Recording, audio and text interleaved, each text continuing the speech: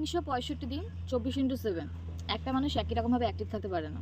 তারও স্ট্রেস হয়, অ্যাংজাইটি হয়, ডিপ্রেশন হয়, ওভারথিঙ্ক হয়, কারো কোনো বিষয়ে ফোবিয়া আছে।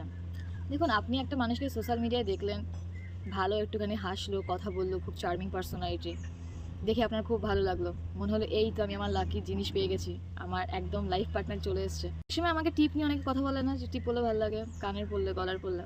দেখুন, আজকে বিনা সিঙ্গারে আছে। ব্যাপারটা কী বলো তো, সবসময় না আমরা একই এনার্জিতে থাকি না, আমাদের এনার্জিও আপ ডাউন করে। কোনো মানুষকে যখন ভালোবাসবে, তার উইক পয়েন্টগুলো জেনে জেনেই তাকে ভালোবাসবে। কারণ একটা মানুষ সবসময় যে তোমাকে মোটিভেট করতে পারবে তা না, কিছু সময় তারও মোটিভেশনের প্রয়োজন হয় ভাই, কারণ সেও মানুষ, তারও মন ভাঙে, তারও কষ্ট হয়, রাতের পর রাত না ঘুমিয়ে তারও হয়তো শরীর খারাপ হয়। বাট এগুলো আমরা কেউ খবর নিই না বা রাখার চেষ্টা করি না।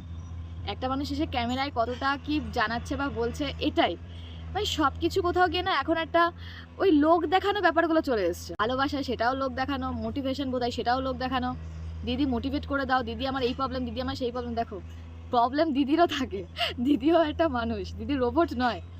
বিষয়টা হচ্ছে নিজের প্রবলেম নিজেকেই সলিউশন করতে হবে। এতটা সময় ধরে এখানে বসে আছি, এইভাবে আছি, এভাবেই বোধহয় বাড়িতে থাকি। এবার যারা সবসময় দেখো গুছিয়ে সুন্দর করে থাকে, ওই গোছানো আমিটা আমি না। তাই কারো ওই সুন্দর একটা মুখ দেখে, ফিল্টার মারা ফটো দেখে, কারো মেকআপ ভর্তি রূপ দেখে এরকমভাবে গলে যেও না। দুর্বল সাইডে সে কীরকমভাবে ব্যবহার করে, কখন কখন ভেঙে পড়ছে, কখন তার খারাপ লাগে, এই ব্যাপারগুলো সব জানার চেষ্টা করে।